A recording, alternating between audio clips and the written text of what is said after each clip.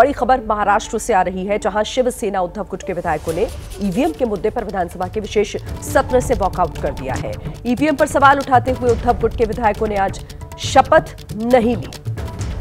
तो ईवीएम का मुद्दा एक बार फिर विधानसभा के विशेष सत्र में भी इसका असर देखने को मिला, क्योंकि वॉकआउट कर दिया गया। शिवसेना उद्धव गुट के विधायकों की तरफ से ईवीएम पर सवाल उठाते हुए उद्धव गुट के विधायकों ने आज शपथ नहीं ली है। तो विशेष सत्र के दौरान आज विधायकों की शपथ, लेकिन शिवसेना उद्धव गुट ने शपथ नहीं ली।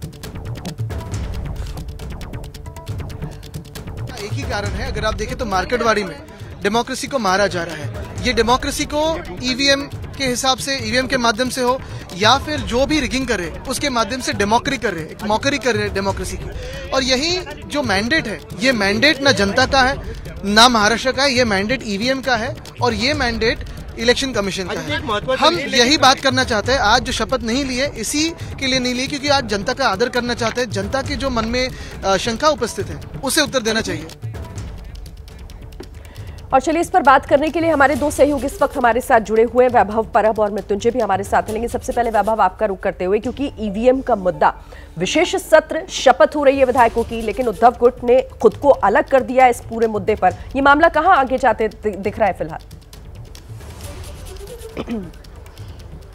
जी देखिए, सुबह से हम यही बता रहे थे कि विपक्ष की संख्या कम है लेकिन उनकी स्ट्रैटेजी बड़ी रहेगी, क्योंकि सुबह से विपक्ष जो के नेता है वो जल्दी विधानसभा क्षेत्र के आवास में नहीं आए थे। इसका मतलब यही था साफ तौर पर कि कुछ ना कुछ तो स्ट्रैटेजी विपक्ष की तरफ से चल रही थी। और यही स्ट्रैटेजी हुई थी कि मरकटवाड़ी के मुद्दे को लेकर, ईवीएम के मुद्दे को लेकर हर घर तक पहुँचने का एक ही रास्ता है कि विधानसभा क्षेत्र में जब विधानसभा में शपथ विधि होगी तो उस शपथ विधि में सहभाग ना लेते हुए वो वॉकआउट करेंगे। और इसी को देखते हुए सभी विधायक हैं महाविकास आघाड़ी के, वो उन्होंने वॉकआउट किया और अपना मुद्दा है वो महाराष्ट्र के घर घर तक पहुंचाया। अब ये मुद्दा महाराष्ट्र तक नहीं पहुंचा है, देश तक पहुंचा है और ईवीएम की लड़ाई है वो अधिक तीव्र करने की जिम्मेदारी अब महाविकास आघाड़ी से है। हम इस वक्त बात करना चाहेंगे अशोक चौहान जी, हम उनके साथ बात करेंगे। चौहान साहब, जिस तरह से वॉकआउट किया है विपक्ष ने, क्या आपको लगता है ये सही रास्ता है? वर्षा गायकवाड़ ये बोल रहे हैं कि ये संविधान ने दिया हुआ अधिकार है,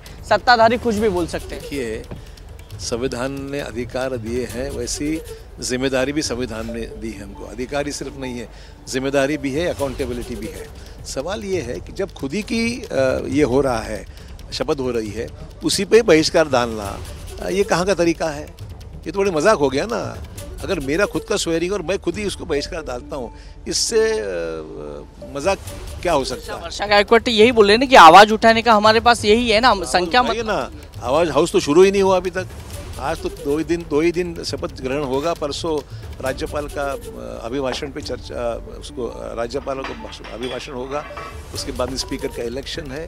तो थर्ड डे है आपके पास कुछ बोलना, या फिर नागपुर अधिवेशन बेटर है कि आप नोटिस दे के कुछ कर सकते हैं। आप सीधा आके आज और कल में सिर्फ शपथ ग्रहण होना है, तो खुद ही के शपथ ग्रहण पे बहिष्कार डालना, इसका मतलब विरोधी पार्टी डायरेक्शनलेस है, उनको पता ही नहीं चल रहा है कि कभी कौन सा क्या करना चाहिए। और उन्होंने जो भी किया है बड़ा मजाकिया हो गया है। इस स्ट्रैटेजी को क्या बोलेंगे? स्ट्रैटेजी क्या? स्ट्रैटेजी नहीं है कुछ, there is no strategy. Uddhav Thackeray को मिलने जा रहे हैं, फिर पवार साहब को मिलेंगे, फिर मरकटवाड़ी जाने की कोशिश करेंगे। जहाँ जब मर्जी जाइए, देश के बाहर जाइए, देश के अंदर जाइए, जहाँ जाना चाहिए, आपके पास काफी समय है अभी जाने की। ये तो साफ है ना साहब की सत्ताधारियों को बदनाम करने की तो ये कोशिश हो रही है ना। कोई बदनामी नहीं होती, इतनी भारी बम्पर मेजॉरिटी से सरकार चल रही है अभी कि इसमें ये 46 लोग कुछ भी नहीं कर सकते।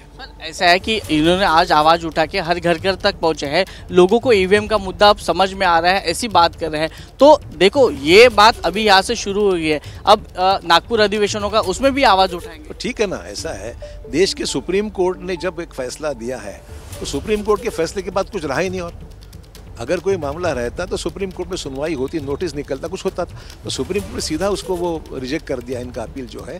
और ईवीएम बरकरार रखने के बारे में सुप्रीम कोर्ट का फैसला है। आखिरी सवाल आपको, अगर विपक्ष ऐसी स्ट्रैटेजी कर रहा है तो सत्ताधारी उसको क्या जवाब देंगे?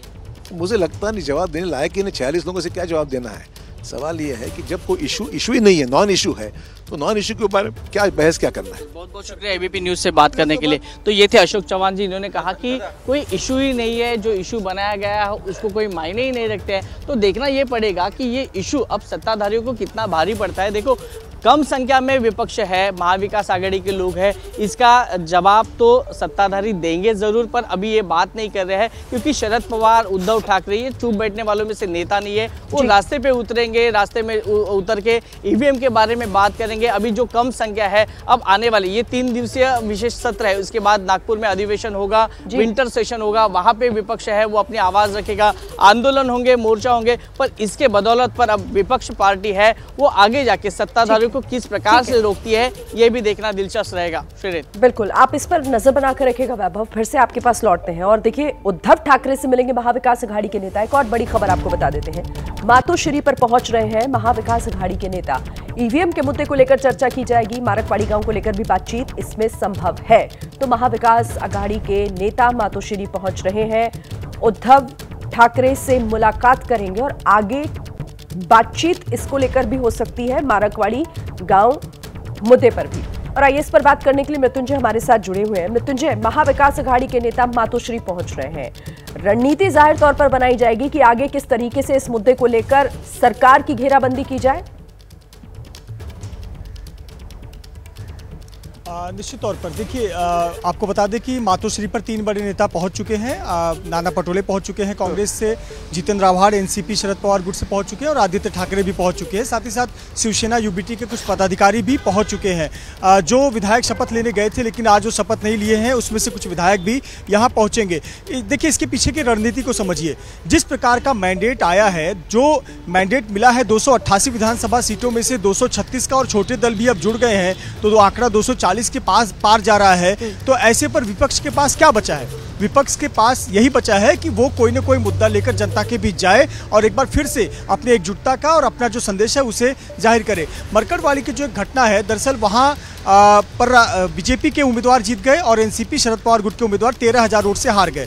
गांव के कुछ लोगों का यह तर्क है कि हमारे गांव के लोगों ने तो शरद पवार गुट को वोट दिया था, तो यहां से बीजेपी को लीड कैसे मिला? तो गांव के लोगों ने वहां पर कहा कि हम बैलेट पेपर पर चुनाव करेंगे, अपना निजी चुनाव कराएंगे, जो कि ये एक नियमों के खिलाफ है, एक चुनाव आयोग का अपमान है। इसीलिए जिलाधिकारी ने यह चुनाव नहीं होने दिया और जो लोग ऐसा कराने चाहते थे ऐसे लोगों पर एफआईआर दर्ज किया। अब उसे मुद्दा बनाकर विपक्ष आक्रामक है और विपक्ष यही कह रहा है कि आवाज दबाई जा रही है और ये संविधान का अपमान हो रहा है, इस प्रकार की बातें कर रहे हैं। लेकिन बिल्कुल सही कह रहे हैं आप। जाहिर तौर पर एक ये बड़ा मुद्दा विपक्ष के पास है और इसीलिए कोई इसे हल्के में जाने नहीं देगा। छोड़ने के मूड में फिलहाल महाविकास अघाड़ी दिखाई नहीं दे रही है। नजर आप दोनों बनाकर रखिएगा। बहुत शुक्रिया फिलहाल इस तमाम जानकारी के लिए। और देखिए, ईवीएम को लेकर जिस तरह से अब यहां पर ये मामला आगे बढ़ता हुआ दिख रहा है, महाविकास अघाड़ी के विरोध पर महाराष्ट्र के डिप्टी सीएम अजीत पवार ने तीखा हमला बोला है। विपक्ष के बहिष्कार से कुछ नहीं होगा, हमें वोटर्स ने जिताया है। अजीत पवार का ये कहना कि कुछ करना है तो चुनाव आयोग जाना चाहिए। विपक्ष को अगर लगता है तो आयोग से न्याय नहीं मिला है तो फिर वो कोर्ट जाए। तो चुनाव आयोग जाने की बात अजीत पवार कह रहे हैं और साथ ही ये भी कि अगर लग रहा है न्याय नहीं मिला तो कोर्ट की तरफ जाए। अभी आज जो अपोजिशन वालों ने वॉकआउट किया है, उनका कहना है कि ईवीएम के बारे में किया है, हमें पता नहीं, लेकिन आप जैसे मीडिया के लोग ही बोलते हैं कि कोई ईवीएम के बारे में हुआ है, कोई बोलता है और किसी कारण हुआ है। वैसे तो मैंने पहली दफ़ा देखा है, चुनाव हुआ है, लोगों ने, वोटर ने जीत के दिया है और अभी यहाँ वॉकआउट करके कुछ होने वाला नहीं है। अगर उनको कुछ करना है तो इलेक्शन कमीशन के सामने जाना चाहिए। इलेक्शन कमीशन के तरफ से उनको अगर ऐसा लगा कि हमें न्याय नहीं मिल रहा है तो उन्होंने कोर्ट की स्टेप वहाँ जाना चाहिए।